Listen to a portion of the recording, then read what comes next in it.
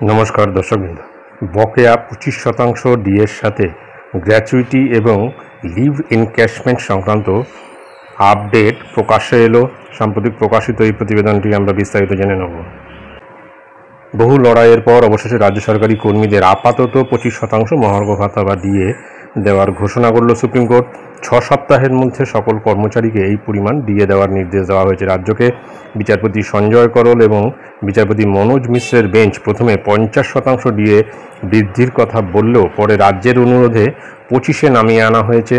বাকি বকেয়া ডিএ নিয়ে চূড়ান্ত শুনানি হবে আগস্টে। কেন্দ্রীয় সরকারের কর্মীরা যে হারে ডিএ পেয়ে থাকেন সেই হারে ডিএ দেওয়ার দাবিতে কলকাতা হাইকোর্টে মামলা করেছিলেন রাজ্য সরকারি কর্মীদের একাধিক সংগঠন। সেই মামলায় প্রথমে কলকাতা হাইকোর্ট জানায় ডিএ সরকারি কর্মীদের অধিকার, তাই কেন্দ্রের দেওয়া হারে ডিএ রাজ্যকে দিতে হবে। তারপরেই সেই নির্দেশকে চ্যালেঞ্জ করে সুপ্রিম কোর্টে আবেদন করেছিল রাজ্য সরকার।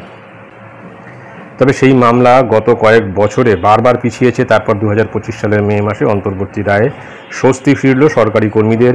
কিন্তু এই বার্তায় মাঝে মাঝেই গ্র্যাচুইটি বৃদ্ধি এবং লিভ এনক্যাশমেন্টের প্রসঙ্গ উঠছে, যা নিয়ে এবার প্রকাশ্যে মন্তব্য করলেন মলয় মুখোপাধ্যায়। রাজ্য সরকারি কর্মচারীদের সংগঠন কনফেডারেশন অফ স্টেট গভর্নমেন্ট এমপ্লয়িজের সাধারণ সম্পাদক মলয় মুখোপাধ্যায় জানিয়েছেন যে একটি নির্দিষ্ট বিষয় নিয়ে আমরা মামলা করেছিলাম, কিন্তু আমাদের এই মামলার মধ্যে সুদের বিষয় যেমন গ্র্যাচুইটি বৃদ্ধির কথা এবং লিভ এনক্যাশমেন্টের কথা ছিল না। এক কথায় আজ সুপ্রিম কোর্টে সেই বিষয়টি মান্যতা পেয়েছে। সেটা স্টেট অ্যাডমিনিস্ট্রেটিভ ট্রাইব্যুনাল বা স্যাটের নির্দেশ। অর্থাৎ স্যাটের নির্দেশে সরকারি কর্মীদের ডিএর উল্লেখ থাকলেও সেখানে লিভ এনক্যাশমেন্ট এবং গ্র্যাচুইটি নিয়ে কোনো কথা বলা হয়নি। এছাড়াও সাধারণ সম্পাদক মলয় মুখোপাধ্যায় আরও জানান যে যেহেতু অ্যাডমিনিস্ট্রেটিভ ট্রাইব্যুনাল বা স্যাটের নির্দেশে লিভ এনক্যাশমেন্ট এবং গ্র্যাচুইটি নিয়ে যখন কোনো নির্দেশ দেওয়া নেই, তাই সেই কথা সুপ্রিম মামলায় বললে আজ আমাদের জয় হতো না, পিটিশন করেও কোনো লাভ হতো না, অর্থাৎ আরও দীর্ঘায়িত হয় বকেয়া মহার্ঘ ভাতা মামলায়। তবে আমরা একটা নির্দিষ্ট লক্ষ্যে পৌঁছেছি। আশা করা যাচ্ছে আপাতত বকেয়া ডিএ এবং 25% মিটিয়ে দেওয়ার কথা বলা হলেও আগামী আগস্টের শুনানির সময় সুপ্রিম কোর্ট তখন বাকি 75% মহার্ঘ ভাতাও বাড়িয়ে দেবে।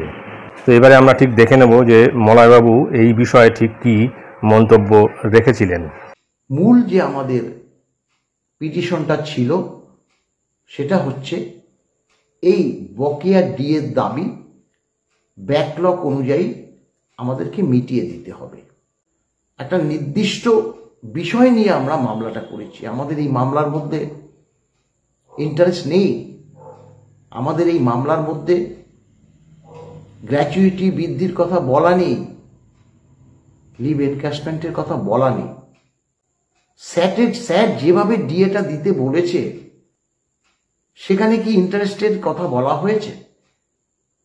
সেখানে কি লিভ এনক্যাশমেন্টের কথা আছে?